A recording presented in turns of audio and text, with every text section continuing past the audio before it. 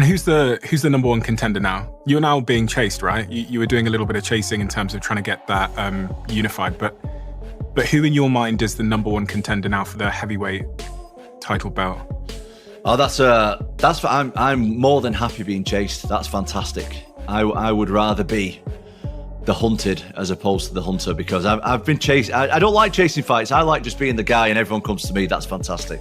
So I've actually fought a lot of the top 10.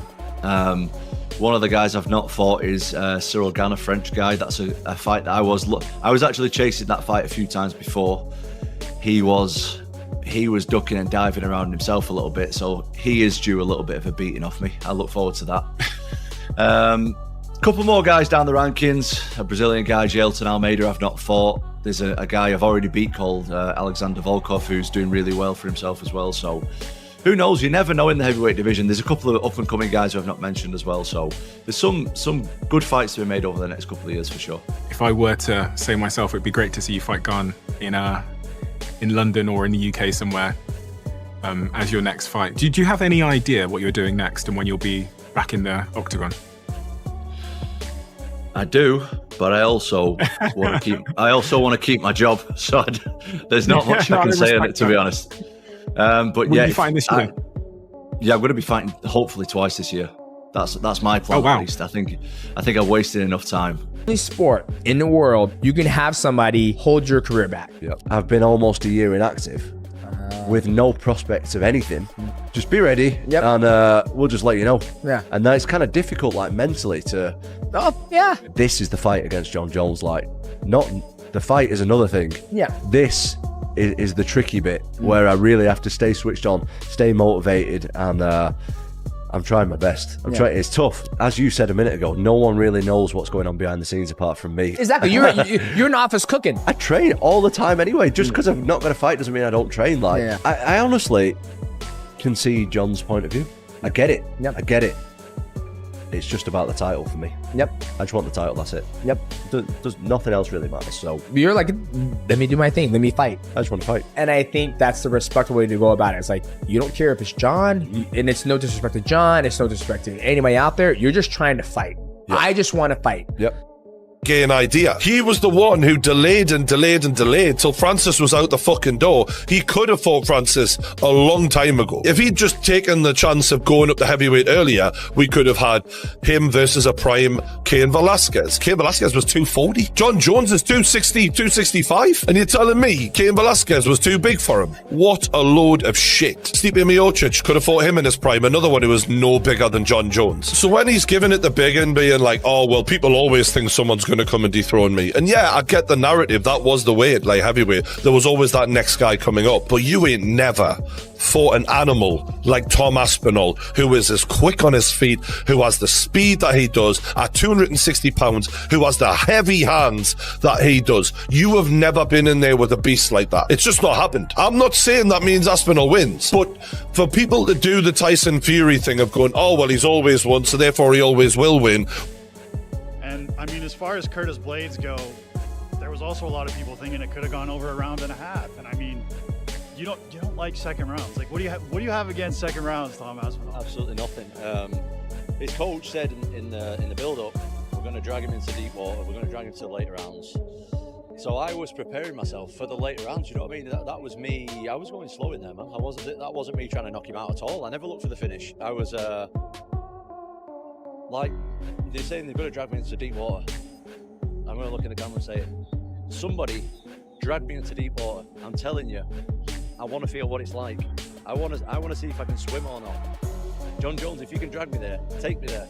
Because right now, all these guys are saying it, but no one can do it.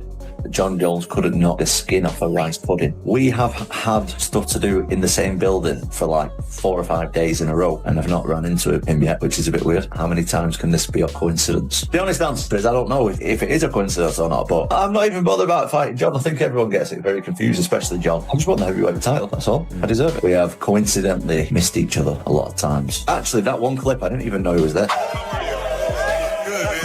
Nice to meet you too.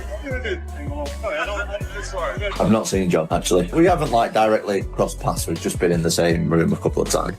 And John had been telling us for quite some time, I already told the UFC my plans. I'm not sure why they haven't done anything with it. But it seems as though as he continued to try and hint at what his plans were, the UFC felt like their hand was forced and they had to put it out there. Because at this point, what are we waiting for?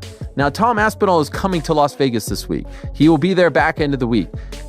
He was told that a decision would be made by International Fight Week. Why I think this is ludicrous that it all went down like this was we had waited so long for the resolution to this issue. Could they have not done something in Las Vegas in front of all the fans before the press conference, after the press conference, before the weigh-ins, after the weigh-ins, in the middle of the card on Saturday, before the fight, after the fight, presenting Tom with the belt saying, you are the man, this is the glamour division, you are the baddest man on the planet, you're the heavyweight champion, you've done it all right, everything we've asked of you. Why not do it like that? He's literally going to be there in a couple of days. Where every media member, every fan is going to be there. You do it like this? In a throwaway, midway through a press conference in Baku, Azerbaijan, in the middle of the night over there, when no one's paying attention, you do it like that? What is that? Defend the belt against the top guy. You can't be the guy. I'm sorry. Yeah. And that pissed a lot of people off. See, agree or disagree? Yeah, so I agree with you. And here's the thing, like my whole entire career, I've always defended John. I've always defended John Jones. And I'm going to say this, like, I truly believe he's one of the best to ever do it. I truly believe that. I've worked out in the same room with him. I've seen his eyes. I see how he moves. But then when I sit there and I've always wanted to do this on my channel, is basically dissect a person's career.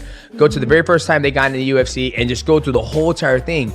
And when you go through it, it's like, Michael Wanzer, I love him to death. He is so honest and unbiased. And he was like, dude, like, how are you going to say John Jones is one of the greatest of all time when he's fucking failed a drug test? Multiple times. Multiple times. Like, listen to yourself right now. Like, you're lying to yourself. Stop lying to yourself. Like, he's like, you actually look stupid. Like, you and GSP and Habib have never failed a drug test. Yes. Not fucking once. Yes. And you're sticking up for somebody who's clearly failed a drug test, right? Now, if you go, I know Shaquille O'Neal said, oh, he's one of the greatest. Shaq, let me sit you down and me run you through the whole entire career of all that stuff, right? And, you know, when you sit there and you peel back the onion and you start looking at that, it's like, you know, yeah, I always... You didn't believe in that. That's not what you were about. Yeah, you I didn't believe it. So how can someone who did that multiple times... It's like approval. It's almost like if you're putting him in the same category as then you, you're it's okay like with it. you're approving and you're condoning what he did. And Tom's been dealing with this for too long.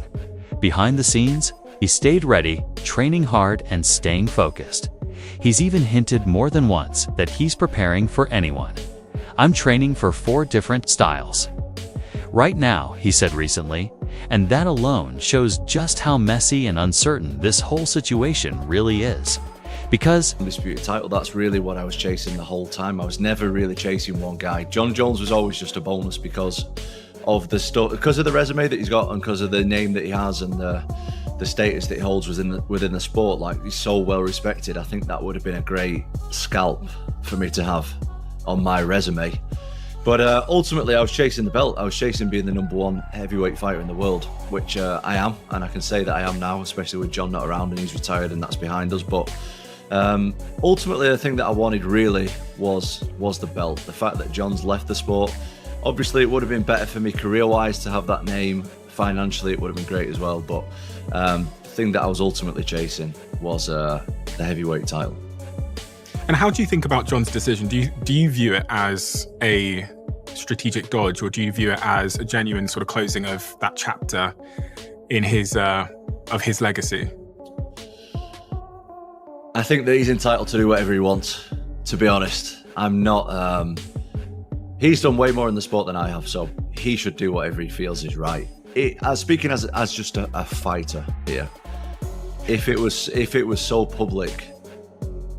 For me personally, I don't know if my ego could take it, having not done it.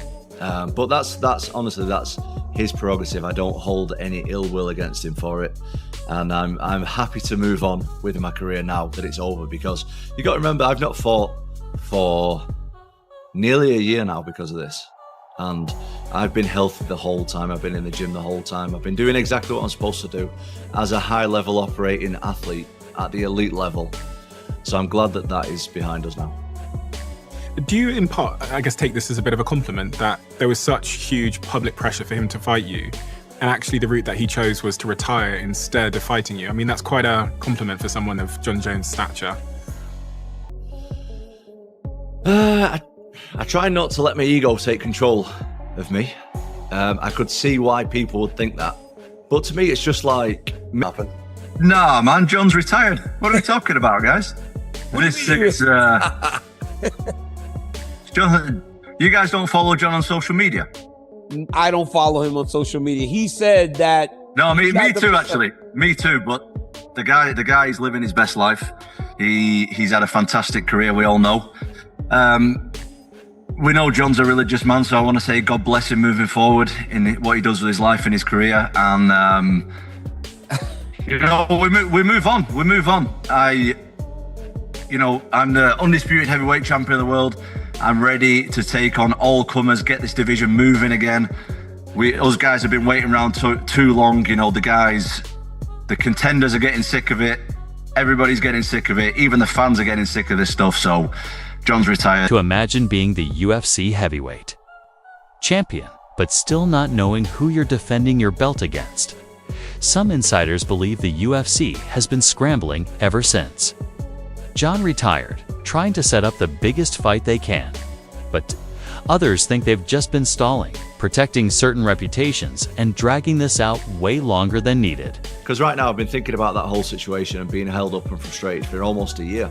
And it's what I love doing. I've been held back for the whole time, and it's not been very fun, to be honest with you. So the ego side of my brain is like, yeah, I've kind of beaten without fighting him. And I did say that. I've said that the whole time, that I'm going to retire him without fighting him.